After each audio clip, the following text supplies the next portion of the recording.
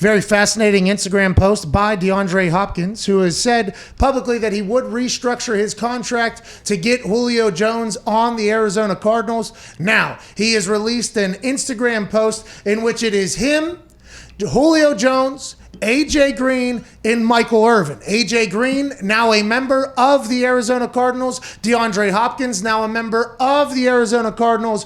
Julio Jones, the last person in his picture who still plays football, who could be a member of the Arizona Cardinals, had a conversation, it seems like, somewhere at the Pro Bowl, and I assume it said, if we were ever to link up on the same team, we'd fucking dominate. How are they going to cover us all? It would be a single all across the defense. We wouldn't have anybody shading towards us. What is the safety going to do? Whether it's me on one side, you on the other, AJ there as well. Do we have enough balls? Who cares? At this point, we're all rich. Let's go win a Super Bowl. Kyler Murray's on a rookie contract. He's also an incredibly cool dude and electrifying. Cliff Kingsbury knows how to draw up plays. Let's make this happen. Here we are staring down the potential. Julio Jones, DeAndre Hopkins, A.J. Green, wide receiver core, maybe even Larry Fitzgerald if he comes back. Good luck to a defense who has to prepare for that. But if Julio goes anywhere, it's going to be crazy. This particular time, if he was alongside Nuke and A.J., I think that is must-see television if this happens. I mean, first off, look how good Michael Irvin looks. He looks like he can still play, and he's, 50-something? He's drinking that game-time wine with Lonnie Paxton. Ooh. Oh, yeah, you're right. But, okay, if they do, let's say Julio does sign with the Cardinals, does that make the chances of Larry Fitzgerald coming back? Is there a better chance he comes back or less chance if Julio's on the team? Could you imagine old Larry working the slot? I mean, just imagine Kyler in shotgun. Who's the running back?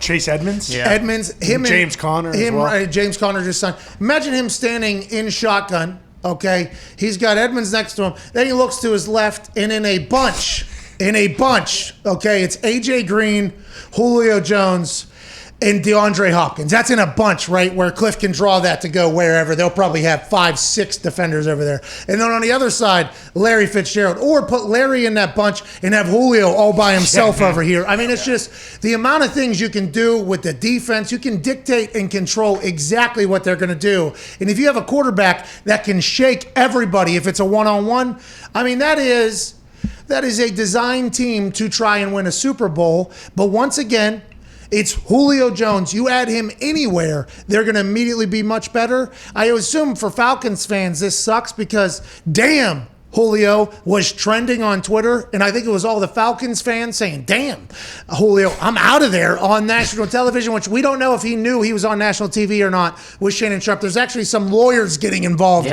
on Twitter about the legalities of this whole thing. But the Julio Jones story is one where everybody waits with bated breath to see what the next team is that is going to join the Super Bowl conversation immediately upon his arrival. So they must have told him, obviously, like, we're shopping you, and he gets a feeling from his agent talking to the team and speaking that I'm not going to be there, right? He didn't say, like, I don't want to be there. It sounds like they've told him, hey, we're shopping you, and it's probably going to get done. Oh, yeah, I'm out of there. Yeah, they're moving me, dude. They can't afford me and Matt, and I'm not restructuring for that. There's been other articles and stuff, though, that said he requested a trade months ago.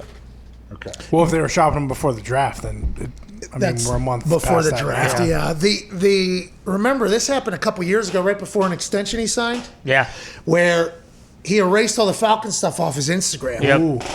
He was gone. He was out of there. Everybody's like, "Oh no, Julio's going to have a new home." And then they get an extension done. He's back, hunky dory. How you doing? Then I'd assume we will potentially think. I assume they had a conversation, Julio and the Falcons, new management and everything. What's his name? Fontenot? Fontenot probably told him, like, hey, we are going to listen to offers and everything. He's like, yeah, I do want out. I assume that there was some sort of give and take there. But, man, Julio on the move would be awesome for any team at this point. And it's really the only thing popping off.